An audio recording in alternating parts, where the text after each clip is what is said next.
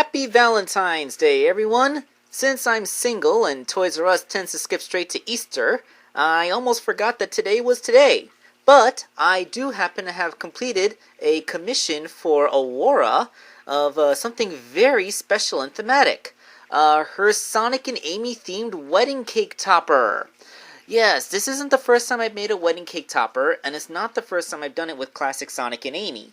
But it is the first time I actually managed to finish one almost exactly on Valentine's Day, so let's get it on. Alright, so full disclosure, the figures for the wedding cake topper were actually completed in January. I counted them in my January count, and anyone who watches me on Figure Realm has already seen them. But the stage, which actually goes on top of the cake, I only finished that this month. About yesterday, in fact. And the stage is very important because it's what you put on top of the cake. Alright, so let's talk about making the figures first. Modifying Sonic isn't too hard. All you gotta do is make a little suit jacket. In this case, I went with a bow tie and cummerbund look. And then his arms are painted black. She wanted him to still have the red shoes, so I went with that. So it's actually pretty easy to put Sonic in a tux. The only real sculpting is the tails on the back of the coat and his collar and bow tie and cummerbund. Okay, so there's a little bit of sculpting, but it all goes on just the one part. So, yeah, that's simple. Next, we take a look at the Amy figure, because she needs a little bit more work. First of all, Amy needs to have just about everything on her that's clothing elements painted white. So, her little hairband, paint that white. Her little tutu dress, that's white. The shoulder sleeves, white. The shoes, white. And then her little torso, first sculpt a little bit on the front to make the front of the wedding dress, and then paint it white. You seeing the theme? Except for, like where her collar is, actually paint pink because, all wedding dresses have to show a bit of cleavage because that's, just kind of how it works. Now, you may notice that this is missing a neck peg. Not my fault. All I know about this Amy figure is that Aurora purchased it from a European eBay page and had it shipped to me. And when I was dismantling the figure, I noticed that her head had been glued into place. And it looked like the neck peg was just this little stump. Now, there is no torn off neck peg stuck inside the figure's head.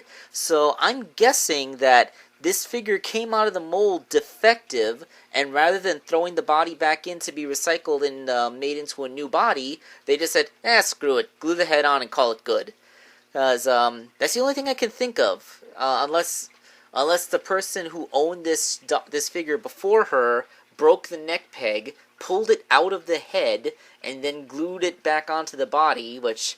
that's an unnecessary step because removing a torn off mushroom peg from a head is a very difficult thing to do. Trust me, I've tried. Anyway, the dress I make out of this little fabric train. It's I believe it's used to add trim to like real clothes, but at this scale, it's pretty much a dress all by itself. Once her dress is complete, all that's left is the veil. It's made out of tulle fabric, the same stuff that real wedding veils are made out of, with a little tiara made with a piece of poster board and some rhinestones to hide the little knot at the top of her head. It looks really cute, and if you wanted, you could fold the veil over the figure's face to make it look like, like the bride having her face covered before the wedding.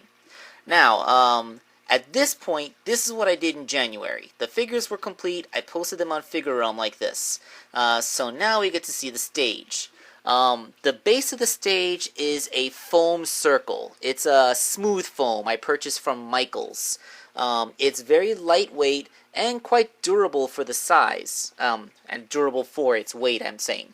That means it's not going to break on you too easily, but it also won't sink into the cake when you set it on top.